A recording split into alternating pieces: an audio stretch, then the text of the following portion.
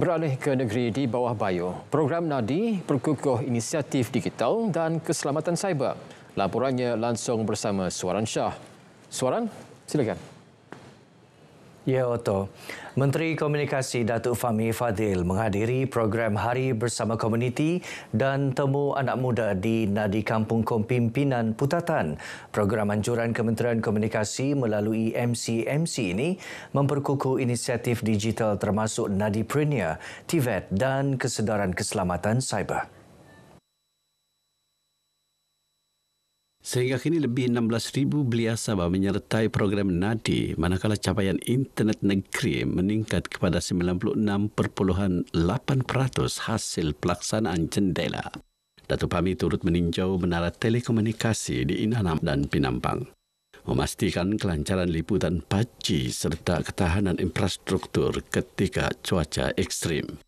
Kementerian Komuter memastikan rakyat Sabah terus menikmati kemudahan komunikasi berkualiti dan eksklusif. Jabatan Bomba dan Penyelamat Malaysia JBPM Sabah kini berada pada tahap kesiapsiagaan tertinggi bagi menghadapi dua cabaran besar bulan ini, iaitu Monsun Timur Laut MTL dan PRU Dun Sabah ke-17. Penolong Pengarah Bahagian Operasi JBPM Sabah, Muhammad Taqiyuddin Victor Don berkata, semua kekuatan anggota dan aset telah digerakkan bukan sahaja bagi menangani risiko bencana banjir, malah membantu kelancaran proses pilihan raya sekiranya kawasan pengundian terjejas. Untuk membantu sekiranya berlakunya banjir, terutamanya pada proses pengundian 29 November. Jika banjir ini berlaku, pilihan raya tetap diteruskan. Jadi kita sebagai anggota penyelamat akan membantu pengundi-pengundi ini ke pusat pengundian. Muhammad Taqiyuddin turut memaklumkan lebih 1,000 anggota kini siap siaga menghadapi kedua-dua cabaran serta dilengkapi 52 bot penyelamat di seluruh negeri serta penambahan aset dan jentera. Kawasan Sandakan dan Kudat dikenal pasti sebagai kawasan berisiko tinggi. Pasukan bomba komuniti turut diperkukuh bagi mempercepat respon awal di pedalaman. Kementerian Perpaduan Negara sentiasa peka terhadap sebarang kandungan yang tular di media sosial sehingga menjejaskan keharmonian dan ketenteraman masyarakat. Timbalan Menterinya, Senator Saraswati Kandasamy berkata, kementerian kini memperkukuh pemantauan melalui sistem e-sepakat dan rangkaian aduan komuniti awam nasional RAKAN. Melalui sistem ini, orang awam boleh menyalurkan maklumat atau aduan berkaitan kenyataan berunsur hasutan, fitnah dan perkara yang boleh menggugat keharmonian komuniti.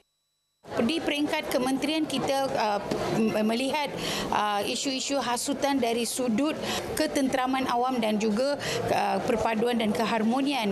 Tetapi pada masa yang sama kita juga bekerjasama dengan PDRM supaya kalau perlu tindakan yang lebih tegas ataupun keras perlu diambil. Beliau ditemui media selepas merasmikan program Rahmah Mesra bersama KRT Tawau 2025. Kementerian turut bekerjasama dengan pihak polis bagi memastikan tindakan lanjut dapat diambil sekiranya sesuatu kes memerlukan siasatan atau tindakan tegas.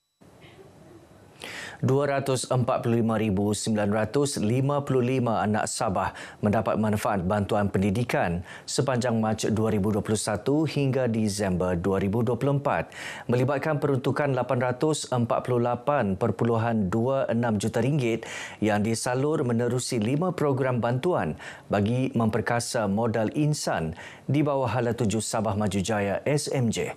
Perkongsiannya bersama Iswadiman Syamsuddin dalam Aspirasi Bayu.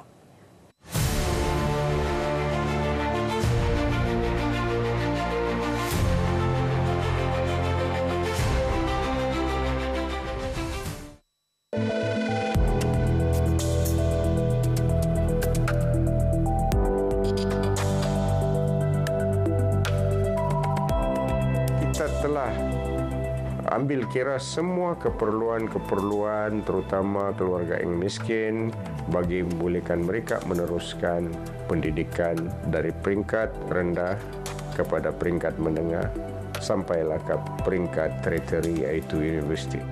Usaha membangunkan modal insan di bawah aspirasi SMJ dijayakan menerusi 4 program bantuan pendidikan. Manakala tahun ini 75.5 juta ringgit diperuntukkan untuk bantuan pendidikan menerusi 13 inisiatif. Kalau dulu kita macam kekurangan sedikit bantuan pelajaran, tetapi dengan usaha agresif daripada pihak kerajaan negeri sendiri dengan peruntukan 75.5 juta ini, ianya mampu menyuntik semangat para pelajar. 3, 2, 1. Sumbangan mahasiswa pengajian tinggi dalam negeri Sentosa antara bantuan yang telah memberi manfaat kepada ramai pelajar Sabah. Setakat Januari hingga awal Mei ini, lebih 15,000 pelajar telah menerima bantuan ini. Terima kasih kerajaan kerana memberi kami sumbangan Sentosa ini, dan sumbangan ini sangat membantu kami lah. Terima kasih kepada Kerajaan Sabah kerana menyalurkan sumbangan Sentosa kepada kami, pelajar IPG Gaya. Sekurang-kurangnya dapatlah mengurangkan beban. Harapan saya untuk inisiatif ini diharapkan ianya dapat diteruskan kerana ini merupakan satu inisiatif yang amat baik kerana ianya mampu membantu pelajar itu dalam melanjutkan pelajaran. Selain bantuan pendidikan, beberapa inisiatif lain turut diperkenal bagi membantu pihak sekolah dan institusi pendidikan. Usaha kerajaan negeri mewujudkan pelbagai inisiatif berlandaskan elemen kelima dasar Hala Tuju Sama Maju Jaya SMJ ini diyakini akan dapat melahirkan modal insan berdaya saing, berkemahiran dan berkualiti tinggi. Hanya menerusi ilmu pengetahuan, kemahiran dan pendidikan tinggi, anak-anak ini kelak dapat menyumbang kepada pembangunan masyarakat dan negeri ini. Iswadiman Syamsuddin, RTM.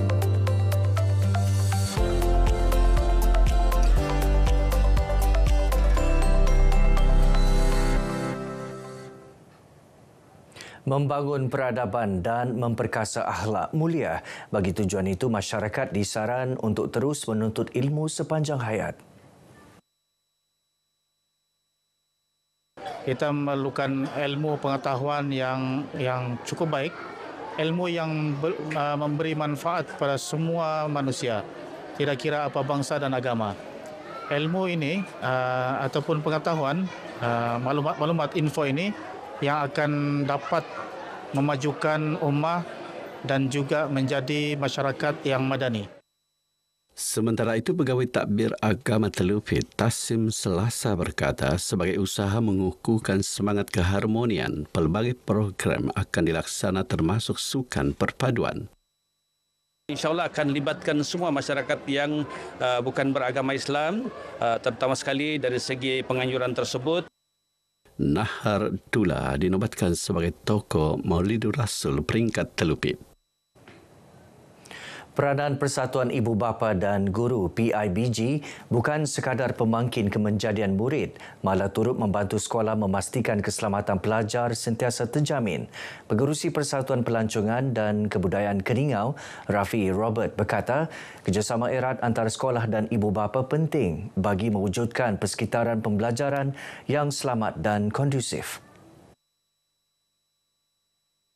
Peranan PIBG di peringkat sekolah juga selain memastikan pembelajaran dan kehadiran murid ke sekolah, PIBG juga berfungsi untuk memastikan keselamatan serta kesejahteraan murid-murid di sekolah itu terjamin. Beliau berkata demikian selepas merasmikan Majlis Angkat Sumpah Ahli Jawatan Kuasa Tertinggi SK Bunga Raya Keningau. Penglibatan aktif PIBG dapat memperkukuh pemantauan keselamatan termasuk semasa ketibaan dan kepulangan pelajar di samping membentuk disiplin serta budaya prihatin dalam kalangan murid. Baik saudara, sekian paparan dari Sabah untuk petang ini. Untuk lebih banyak perkembangan semasa dalam berita wilayah, kembali bersama Otto Othman. Malaysia Madani, rakyat disantuni. Silakan Otto. Baik, terima kasih. Suaran langsung dari Sabah.